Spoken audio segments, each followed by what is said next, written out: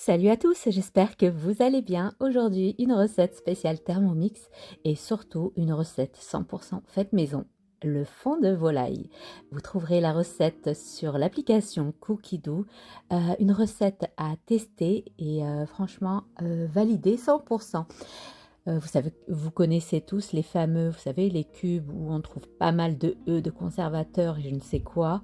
Là, c'est une recette 100% naturelle avec de bons légumes et des épices.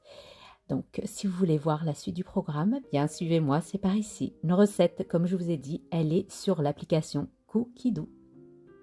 Allez, on y va. Donc, pour cela, il nous faudra des légumes. Ici, j'ai une branche de céleri, un oignon, un poireau et 2 carottes. Après, vous pouvez mettre ce que vous avez dans votre frigo. Moi, j'ai ceci, c'est ces légumes, donc je vais les utiliser. Là, j'ai 2 gousses d'ail. Il faudra suivre la recette, mais je vais faire quelques petites modifs, comme vous me connaissez depuis le début.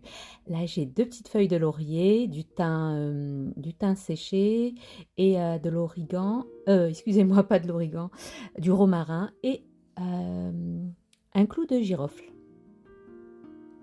Là, c'est une cuisse de poulet. Il faut désosser, enlever la peau. En tout, il vous faut à peu près 300 grammes. Et là, des graines de coriandre. Donc, vous pouvez prendre n'importe quelle partie du poulet.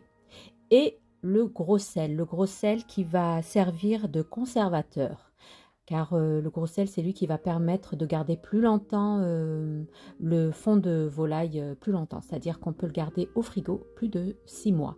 Mais bon, je vous garantis que ça, il ne reste pas 6 mois chez moi.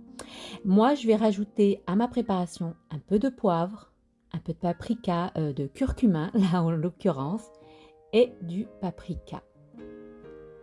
Dans la recette initiale, il ne demande pas d'épices, mais moi je vais rajouter. Et il demande du vin, moi je ne vais pas en mettre, je vais mettre de l'eau. Et là, du persil, c'est du persil congelé. Donc on y va, on va sur l'application Cookidoo et on sélectionne fond de volaille. On va commencer.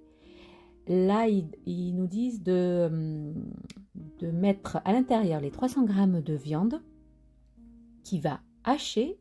Donc on va hacher la viande pour faciliter au niveau de la cuisson. Alors, là, c'est 5 secondes, vitesse 7. Au bout de ce temps, on va débarrasser notre viande et on poursuit la recette. On ne lave pas le bol. Donc, je prends mes légumes, mes herbes, je les coupe grossièrement et après, je vais les rajouter dans le bol. Donc un poireau, 2 carottes. Moi, j'ai rajouté les carottes. Si vous avez des navets, mettez des navets. Bref, on peut varier en fonction des saisons. Quand on a, par exemple, je sais pas, en hiver, je ne me rappelle plus des légumes qu'il y a, des légumes d'hiver. Ben, vous rajoutez les légumes d'hiver. Ce qui est bien, c'est on varie en fonction des saisons. Là, j'ai rajouté 2 gousses d'ail. Là, j'ai mis... je vais mettre mes herbes. Donc, ça va hacher 10 secondes, vitesse 5.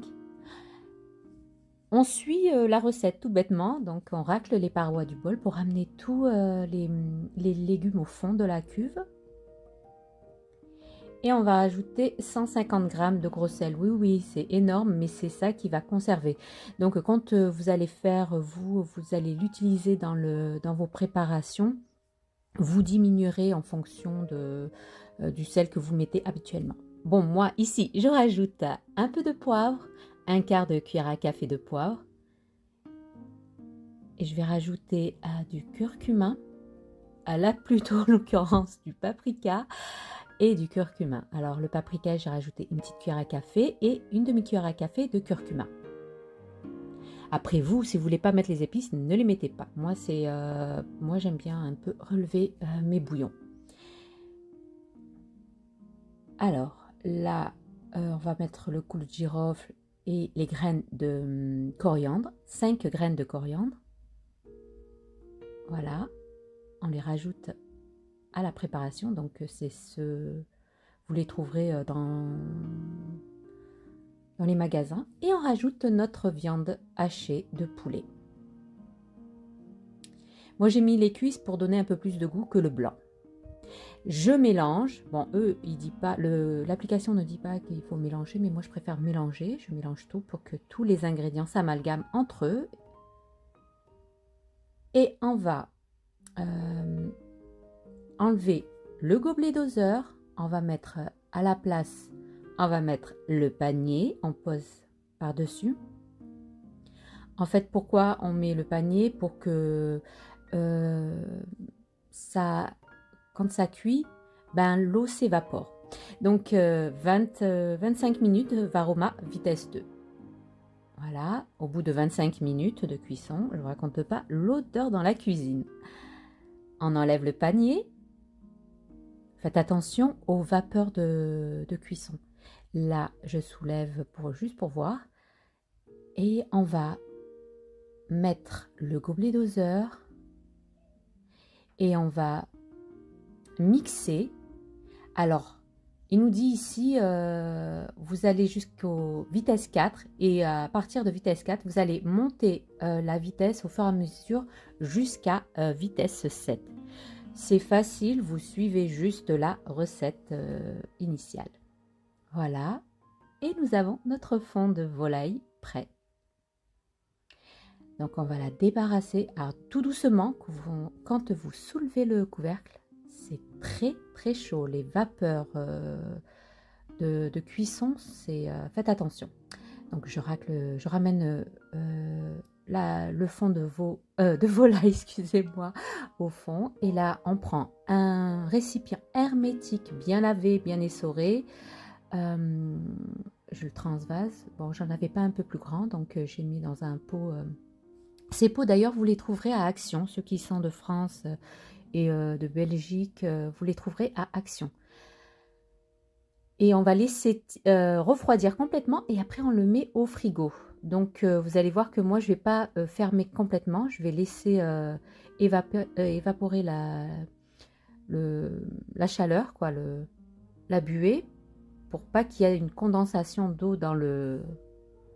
Voilà, je vais juste poser, voilà, en ambier. Et après, dès que ça refroidit, je ferme et je mets au frigo. Et après, vous pouvez l'utiliser dans n'importe quelle préparation. Dans les bouillons, dans les soupes, pour aromatiser vos riz, la paella, les tagines, les soupes. Je me répète encore, les soupes. Bref, c'est une super bonne alternative au fameux bouillon. Donc, si vous aimez des genres de recettes comme ça, faites 100% maison, dites-moi le en commentaire. Je me ferai un plaisir de vous les faire, de vous les partager.